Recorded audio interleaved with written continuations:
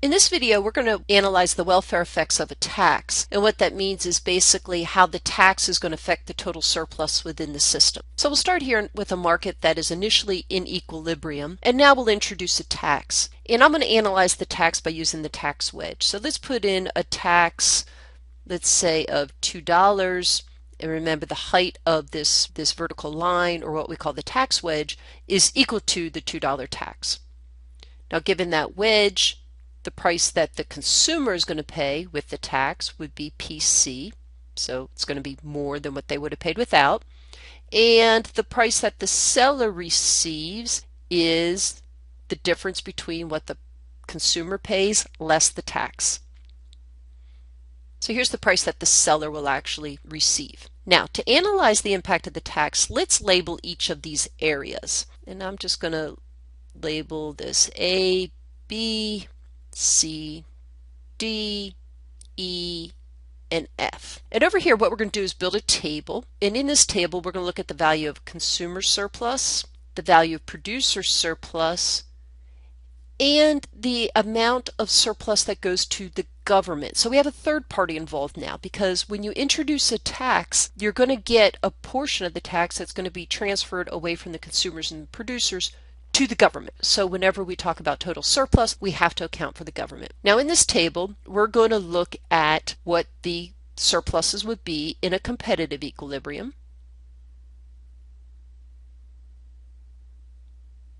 And we're going to look at what the value of these surpluses would be with taxes. And the assumption is it's still a competitive equilibrium, but now you've introduced a tax. So in the competitive equilibrium, without a tax, the consumer surplus is going to be equal to areas A, B, and C. Producer surplus is going to be equal to areas D, E, and F. And since we don't have any government involved just yet, there is no government surplus, and the total surplus would be the sum of the consumer and producer. So that's going to be equal to areas A, B, C, D, E, and F. Now with the tax, the price that the consumer pays goes up to PC, and consumers, let's label this, will only purchase this many units. The consumer surplus with the tax is going to be only equal to area A, the area below the demand curve and above the price that the consumer actually pays. So it's not surprising. With the tax, there's less consumer surplus. This makes sense because at higher prices, consumer surplus goes down, plus you've lost some of those marginal consumers. They no longer want to buy this product. You have fewer transactions. So we've lost areas B and C. Producer surplus with the tax is going to be equal to the difference between the price that the seller receives and the supply curve. So producer surplus is only going to be equal to area F.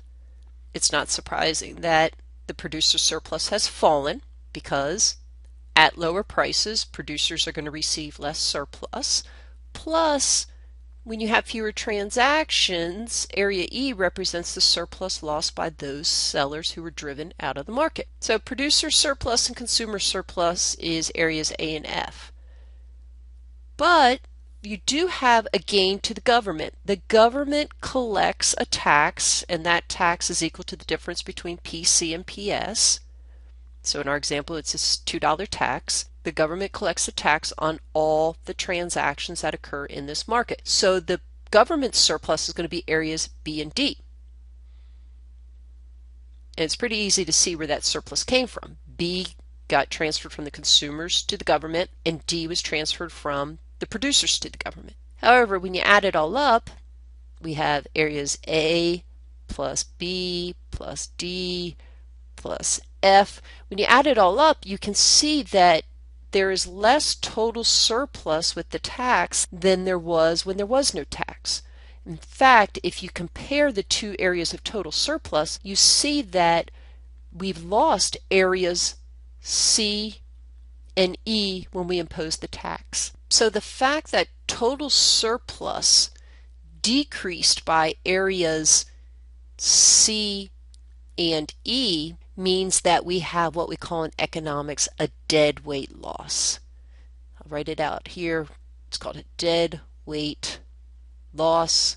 A lot of times we'll just abbreviate it with DWL. What does this deadweight loss suggest? In this case, areas C and E represent unrealized transactions. The tax put a wedge in between the price that the buyer pays and the price that the seller receives, and as a result we're not able to take advantage of some of the transactions that would have occurred had the tax not been imposed. So a deadweight loss in this case suggests unrealized gains from trade. It's the difference in total surplus that you have with the tax relative to the maximum amount of surplus you would have realized in this competitive market.